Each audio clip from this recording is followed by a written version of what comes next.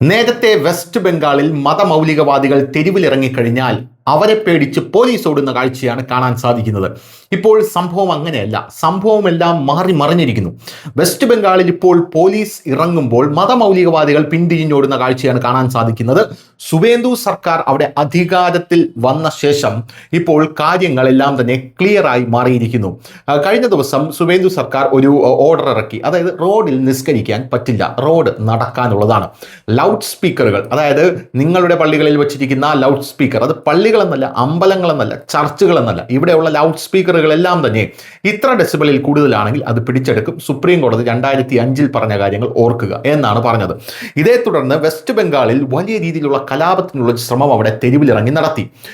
Tension at 7 point crossing in park circus Kolkata. Park circus എന്ന് പറയുന്ന സ്ഥലത്ത് കൊൽക്കട്ടയിൽ വലിയ രീതിയിലുള്ള ഒരു പ്രചാരണം, ഒരു കോളിളക്കം സൃഷ്ടിച്ച് മതമൗലികവാദികൾ തെരുവിലിറങ്ങി. During protest over restrictions on loud speakers, public prayers, qurbani and reason bulldozer action by the West Bengal government. West Bengal ഗവൺമെന്റിനെതിരെയുള്ള സകല രോഷവും അതിനകത്തുണ്ടായിരുന്നു. ഈ റീസെന്റ് ആയിട്ട് നടന്ന വെസ്റ്റ് ബംഗാളിൽ നടന്ന ബുൾഡോസർ രാജ്, അവിടെ നടന്ന റോഡിൽ നിസ്കരിക്കാൻ വഴിയില്ല എന്നുള്ള ആ നീക്കം, അതിനെതിരെ എല്ലാം തന്നെ വലിയ രീതിയിലുള്ള പ്രതിഷേധമായിരുന്നു അവിടെ ഉണ്ടായത്. ദ പ്രൊട്ടസ്റ്റേഴ്സ് റേസിംഗ് അല്ലാഹു അക്ബർ slogans turned violent after stone pelting and vehicle vandalism were reported prompting a police lathi charge. അതാണ് പോയിന്റ്. അതായത് ഈ ഒരു സമാധാനപരമായിട്ടുള്ള ഈ മതമൗലികവാദികളുടെ ഒരു പ്രതിഷേധമാണ് ഇവിടെ നടക്കുന്നതെന്ന് പറഞ്ഞെങ്കിലും അതൊരു കലാപ സ്വഭാവം കാണിച്ചു.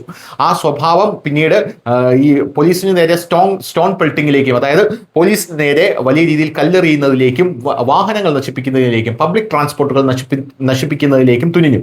അതിനുശേഷം മതമൗലികവാദികൾ കണ്ടത് ഇതുവരെ ഇല്ലാത്ത വെസ്റ്റ് ബംഗാൾ പോലീസിന്റെ മുഖമാണ്. അവർ ലാത്തി ചാർജിലൂടെ ഇവരെയെല്ലാം സമ്പൂർണ്ണമായി ചുരുട്ടിക്കൂട്ടുന്ന കാഴ്ചയാണ് കാണാനായി സാധിച്ചത്.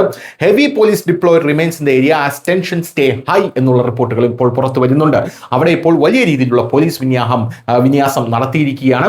ഇത്രയും എന്തായാലും അവിടെയുള്ള മതമൗലികവാദികൾ പ്രതീക്ഷിച്ചു കാണില്ല എന്നുള്ളതാണ് പ്രധാനപ്പെട്ട കാര്യം. News desk Malayalam.